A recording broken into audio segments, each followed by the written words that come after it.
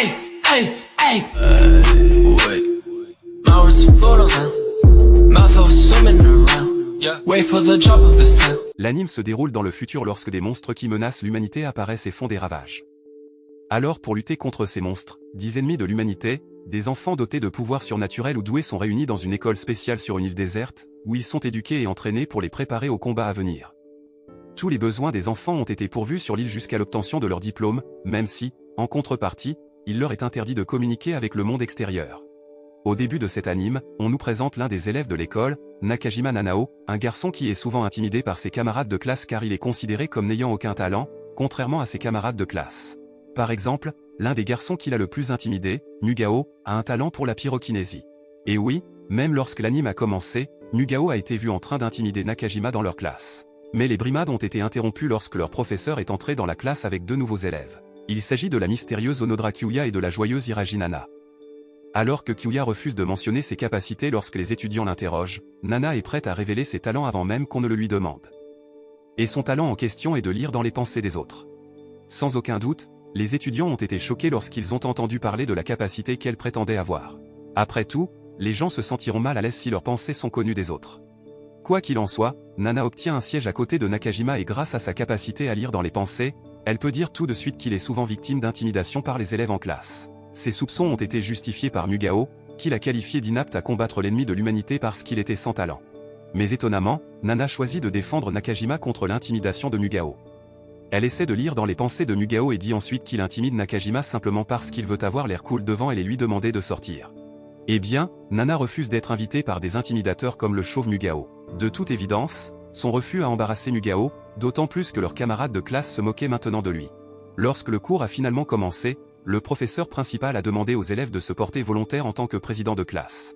En entendant cela, Nugao s'est immédiatement porté volontaire parce qu'il se sentait le plus fort parmi les étudiants. À côté de lui, il y avait Seiya, l'étudiant doué pour contrôler la glace. Juste au moment où les étudiants pensaient qu'il n'y avait que 2 candidats, Nana a soudainement levé la main et a suggéré qu'ils votent pour Nakajima. Sa proposition n'a bien sûr pas été bien accueillie par les 2 autres candidats, qui se sont sentis bien plus dignes d'être sélectionnés que le sans talent Nakajima. Comme s'il en avait marre du débat sans fin, Kyuya a alors suggéré que les 3 candidats se battent bout à bout pour déterminer qui est le plus digne d'être président de classe. Seiya et Nugao ont pensé que c'était une bonne idée et ils ont convenu d'avoir un duel demain. Nakajima lui-même était loin d'être enthousiasmé par le duel. Il ne pouvait pas comprendre ce que Nana avait vu quand elle lui avait proposé comme président de classe. Et il est encore plus perplexe lorsque Nana le suit après l'école et lui demande de l'emmener faire le tour de l'île. Mais parce que Nakajima était gentil, il ne pouvait pas refuser sa demande.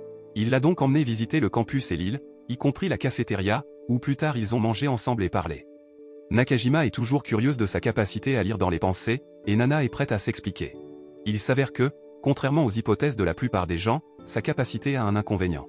Chaque fois qu'elle se trouvait dans un lieu public, comme un train, par exemple, elle se sentait toujours étourdie parce qu'elle pouvait entendre toutes les pensées des gens qui s'y trouvaient.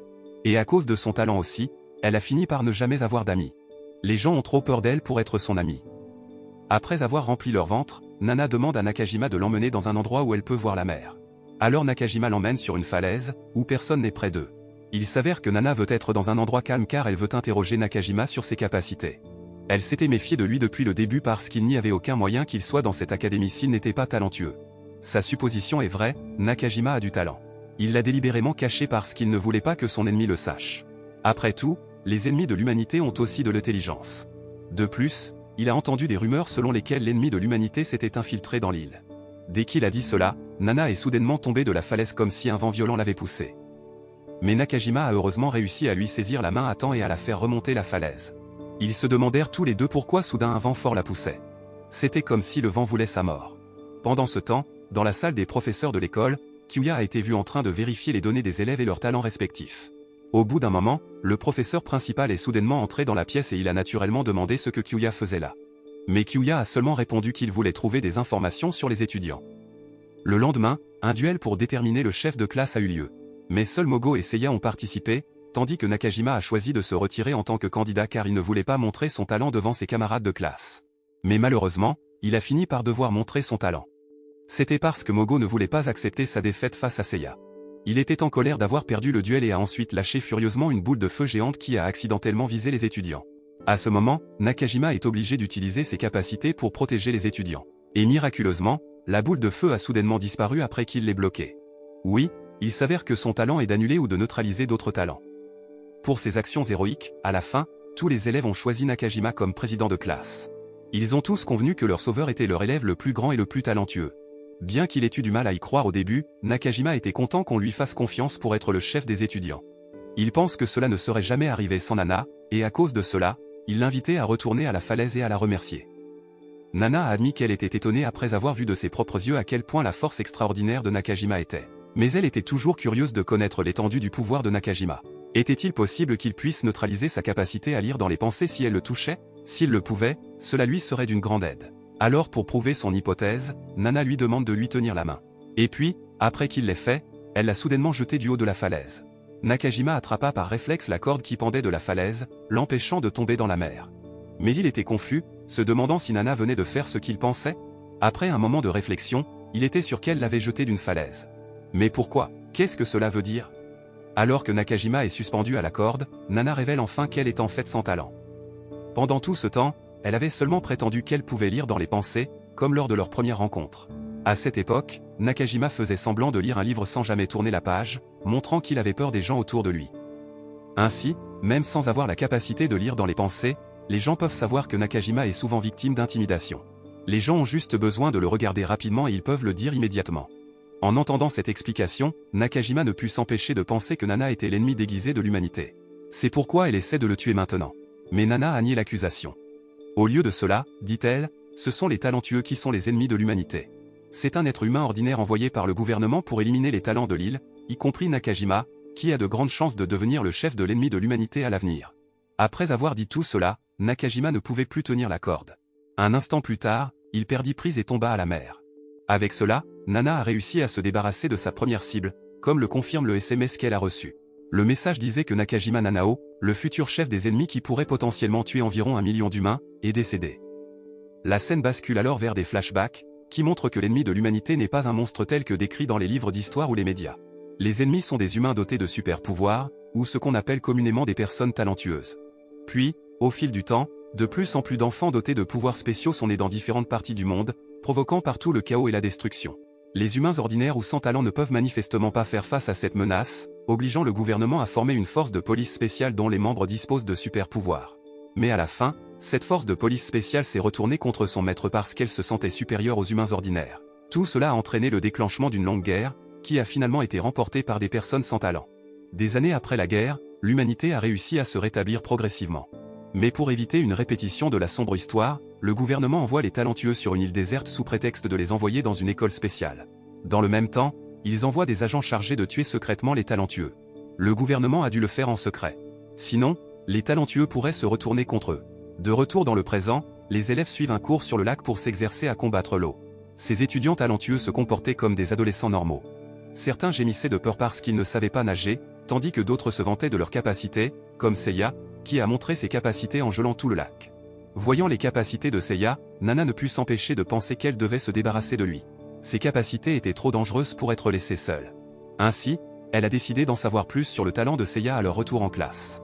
Mais alors qu'elle lui extrayait des informations, Mogo s'est disputé avec un étudiant. Mais le combat s'est terminé rapidement après qu'un étudiant qui détestait les histoires est intervenu et a frappé Mogo à la joue. Selon Seiya, l'étudiant est Shibuzawa, qui a un talent pour les voyages dans le temps. Pensant que son talent était bien plus dangereux que celui de Seiya, Nana a alors essayé de trouver plus d'informations sur ses capacités en emmenant Shibuzawa ensemble pour le déjeuner. Sans plus tarder, elle a immédiatement testé ses capacités en renversant un verre d'eau sur Shibuzawa. Il s'est avéré que Seiya ne mentait pas, Shibuzawa a un talent pour voyager dans le temps, comme en témoigne la façon dont l'eau qui aurait dû se renverser est de retour dans le verre. Et Shibuzawa avoue à Nana qu'il peut retourner dans le passé, mais seulement dans une certaine mesure. Nana a immédiatement paniqué quand elle a entendu parler de sa capacité. Comment ne peut-elle pas? Avec cette capacité, Shibuzawa peut découvrir qu'elle a tué Nakajima simplement en revenant à temps. Pour aggraver les choses, Kyuya les interrompt soudainement et demande ensuite à Shibuzawa d'utiliser sa capacité à retrouver Nakajima. Nana ne veut certainement pas que cela se produise. Alors elle essaie de changer de sujet en disant que Nakajima est malade. C'est pourquoi il n'est pas venu en classe aujourd'hui. Mais Kyuya ne pouvait pas croire que c'était le cas. Sa chambre dans le dortoir se trouvait à côté de Nakajima, et depuis la nuit dernière, Nakajima n'était pas retourné dans sa chambre. Alors Kyuya en déduit que Nakajima a disparu. Avant de disparaître, il savait que Nana était la dernière personne à être avec Nakajima. À ce moment, Nana savait qu'elle devait faire quelque chose, sinon les gens commenceraient à la soupçonner. Incidemment, elle se souvenait de l'histoire de l'ennemi de l'humanité s'infiltrant dans l'île. Elle a donc décidé de l'utiliser pour créer une rumeur selon laquelle Nakajima a été attaqué par un monstre. Pour le rendre plus convaincant, elle a fait semblant de lire dans l'esprit de Kyuya et a agi effrayée par la suite, comme si elle venait de découvrir qu'il était un imposteur déguisé en humain. Son jeu était suffisamment convaincant pour que Shibuzawa lui fasse confiance, d'autant plus que Kyuya s'est soudainement intéressé à Nakajima. Il avait été si indifférent à tout avant, mais pourquoi changeait-il soudainement maintenant? Shibuzawa pensait qu'il devait y avoir quelque chose qu'il cachait. Mais malgré tout, Shibuzawa ne serait pas vraiment capable de trouver la vérité s'il ne cherchait pas. Il a donc dit à Nana qu'il essaierait de découvrir la vérité sur ce que Kyuya avait dit en remontant dans le temps et en vérifiant la chambre de Nakajima la nuit dernière. Un instant plus tard, il est revenu aux côtés de Nana, et ce que Kyuya a dit était vrai. Shibuzawa découvre que Nakajima n'est pas retourné dans sa chambre la nuit dernière. Mais apparemment, voyager dans le temps draine beaucoup d'énergie. Le simple fait de voyager dans le temps jusqu'à hier soir avait déjà épuisé Shibuzawa. Pour la même raison, il ne pouvait revenir qu'à l'heure d'hier. Shibuzawa n'a toujours pas abandonné. Il a dit qu'il pouvait toujours vérifier Nakajima quand il était avec Nana sur la falaise. Mais c'était précisément ce que Nana ne voulait pas entendre le plus. Elle essaya d'arrêter Shibuzawa, pensant qu'il était fatigué et qu'il valait mieux continuer la recherche demain. Mais bien sûr, Shibuzawa a refusé. Plus ils retarderont les recherches, plus il leur sera difficile de retrouver des traces de Nakajima. En fin de compte, Nana n'a pas pu empêcher Shibuzawa d'aller à hier. Mais la chance semble être de son côté. Quand il revient dans le présent, Shibuzawa lui dit qu'il a réussi à trouver Nakajima sur la falaise avec elle. Mais il ne pouvait que regarder jusqu'au moment où Nakajima et Nana se tenaient la main. Après cela, il a manqué d'énergie et a dû retourner dans le présent. En d'autres termes, Shibuzawa n'a pas vu comment Nana a impitoyablement jeté Nakajima du haut de la falaise. Donc, maintenant que Shibuzawa était à court d'énergie, il devait mettre fin à la recherche de la journée, Shibuzawa s'excusant auprès de Nana de l'avoir suspecté. Mais bien sûr, Nana ne pouvait pas risquer de laisser Shibuzawa remonter le temps demain. Elle devait se débarrasser de lui immédiatement.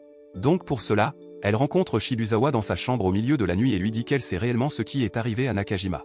Il a été attaqué par l'ennemi de l'humanité alors qu'il rentrait de la falaise hier, a-t-elle déclaré. Son corps était écrasé et elle ne voulait le dire à personne d'autre.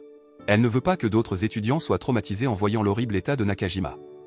Mais comme elle sait maintenant que Shibuzawa peut voyager dans le temps, elle lui demande de sauver Nakajima. Shibuzawa est vraiment quelqu'un de bien. Il suit immédiatement Nana alors qu'elle le conduit à ce qu'elle prétend être l'endroit où Nakajima a été attaqué.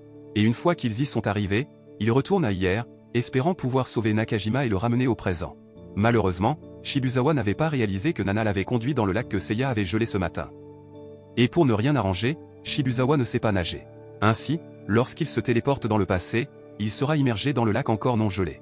Et même s'il pouvait revenir dans le présent, cela ne servirait à rien puisqu'il mourrait de froid dans le même lac. Alors avec ça, Nana avait déjà réussi à tuer 2 talentueux.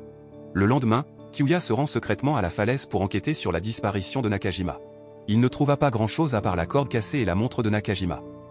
Pendant ce temps, Nana commence à prendre conscience après s'être débarrassé des 2 élèves talentueux de la classe, bien qu'il n'y ait toujours aucun élève qui la soupçonne d'être la coupable de la disparition des 2 élèves. Au lieu de cela, Mugo et Seiya soupçonnaient Kyuya, qui n'était pas en classe pour le moment. Mais la personne dont il parlait est arrivée peu de temps après, trempée et avec une feuille collée à la tête. Même s'il a l'air stupide avec une feuille sur la tête, Nana sent toujours que Kyuya détient un danger potentiel. Alors, Nana suit Kyuya à l'heure du déjeuner, espérant qu'elle pourra un peu percer son mystère. Mais il n'est allé au hangar du dortoir que pour nourrir un chat avec du lait chaud. Après cela, ils se sont rencontrés dans le couloir, et cette fois Nana ne pouvait plus supporter la vue de la feuille sur la tête de Kyuya. Elle lui parle de la feuille, le faisant toucher par sa gentillesse. Puis, de manière inattendue, il lui a demandé d'être son ami et l'a même emmené dans sa chambre. Là, Kyuya révèle à Nana que son véritable but en venant sur l'île était d'enquêter sur sa sœur, qui a disparu il y a 5 ans. Non seulement cela, mais il lui a dit qu'il avait trouvé la montre de Nakajima au cours de son enquête. Avec cela, Nana était encore plus convaincue que Kyuya devait être supprimé. Et elle sait comment faire. Auparavant, lorsqu'elle était dans sa chambre, elle avait découvert qu'il ne pouvait pas sentir. Alors le lendemain, Nana a immédiatement exécuté son plan pour tuer Kyuya en remplissant le dortoir de gaz. Puis, après que tous les préparatifs aient été faits, elle a juste attendu qu'il utilise le réchaud là-bas quand il allait chauffer le lait du chat. Il ne serait certainement pas capable de sentir le gaz qui fuit. Son plan s'est bien déroulé. Le poêle a explosé lorsque Kyuya l'a allumé, engloutissant le hangar en flammes. Et c'est alors que Nana recommence à agir comme une bonne élève. Elle a couru vers le cabanon en faisant semblant de s'inquiéter pour Kyuya. Mais elle ne sait pas que son talent est l'immortalité, ce qui signifie que Kyuya ne peut pas mourir, peu importe comment elle essaie de le tuer. Kyuya s'est méfiée de Nana parce qu'elle avait l'air choquée de le voir toujours en vie. N'est-ce pas sa capacité à lire dans les pensées? Alors pourquoi ne sait-elle pas que son talent est l'immortalité? Mais encore, Ses soupçons ne suffisaient pas. Kyuya n'avait toujours aucune preuve que Nana était celle qui voulait le tuer, ni aucune preuve qu'elle était la responsable de la disparition de Nakajima et Shibuzawa.